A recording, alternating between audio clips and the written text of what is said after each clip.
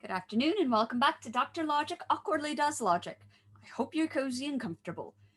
We're going to go through an example that illustrates how the truth conditions for predicate logic work. But we're going to do it to prove a really super useful example that we will use in future future examples and future proofs. It has to do with the relationship between the universal quantifier and the existential quantifier. So the universal quantifier says, so for all x, phi is true if for every x variant on that variant, phi is true. So if you turn this around, this means that if it's false, then there is at least one x variant where phi is false on that. Now, whenever phi is false, not phi is true. So putting all of these things together, we will be able to prove a super cool and super useful equivalence. So the lemma that we have is going to be in two parts. The first one says, ooh, where'd my stuck? There we go. This one says that for all x, phi is going to be true. And I've stated this here in terms of the validity notion we introduced in the previous video. But I could also specify a model. I could specify a model and a variable assignment, and it would come out, it would turn out to be the same thing as well. So don't worry too much about those details.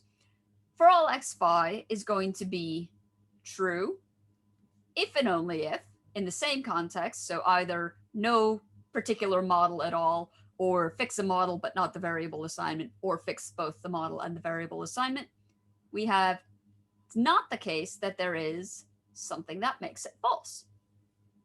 And the second one is just the other one. So if there is something that makes phi true, this is the case if and only if. It's not the case that everything makes it false. So I'm only going to prove the first one. I'm going to leave the second one as an exercise to you. So let's just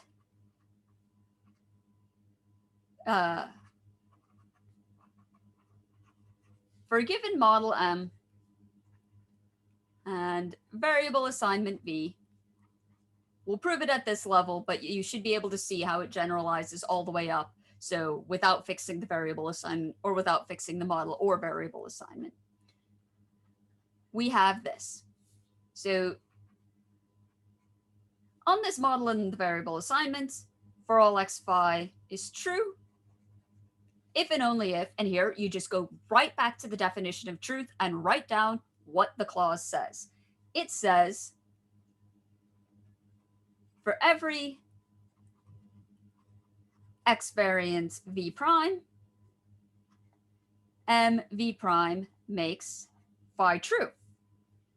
Now, thinking about what this means, if it is the case for every x variant that it makes it true, that means that that's the same thing as saying there is no x variant v prime that makes it false. So such that m v prime doesn't make phi true. So there isn't any like that. That's the same thing as saying, look at the definition of truth for this relation. So this means that there's no variant v prime such that m v prime makes not phi true. So if it doesn't make phi true, then it makes not phi true because we have classical logic in the background. So this is the case if and only if it is not going to be the case that there is an x not phi. Because if there's no x variant such that this is the case, well then it's not the case that there is one. But then going with the same movement with the definition of truth, we can go from here to then it has to be the case that it's not the case that there is an x such that not phi. So just to add a little bit of note here, this is the definition of truth. This is just, so going from here to here is, it's essentially reasoning in English. This is how negation works. Here we have the definition of negation, and this is the definition of the truth for the existential quantifier. So this is the definition of truth for all x, definition of exists x, and then this is, again, the definition of truth for negations. There you have it. The existential case is very similar. It's going to go through the same sorts of appeals to the definition of truth, the definition of the truth of negations, truth of existentials, truth of universals, and then there's going to be this crucial step where you move from the fact that because you have a variable assignment that makes something true, it means it's not the case that all of these variable assignments make them false, because truth and false are exclusive of each other. So this is a super useful result. And in fact, slightly more useful than this is the fact that suppose that you then have something of the form for all x, not for all x phi. This is going to hold if and only if there is something that is not phi. So the way that you can see this is simply by, okay, we know that this and this are equivalent. So put that in here.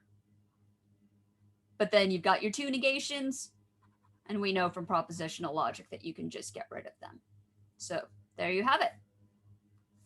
We'll make use of this in our next example, which will actually go through a more complicated formula and have it evaluated against a particular model and variable assignment, so you can see exactly how that works. So join me then. Loads of fun. Take care. See you in a bit.